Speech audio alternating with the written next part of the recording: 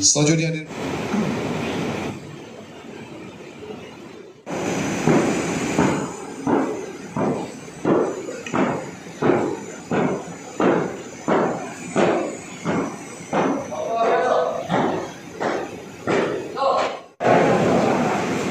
Bahwa saya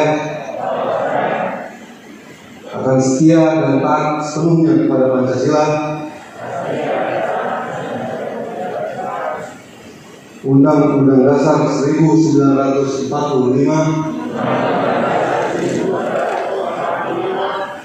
Anggaran Dasar, Anggaran Rumah Tangga Partai Gerindra,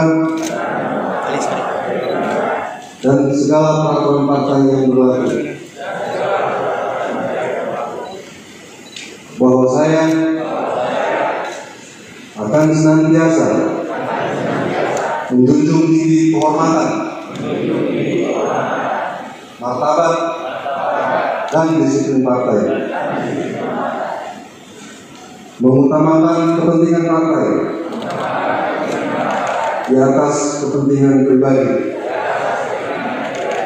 memegang rahasia partai, serta menyelesaikan segala permasalahan partai berdasarkan asas kekeluargaan. Bahwa saya akan senantiasa setia kepada cita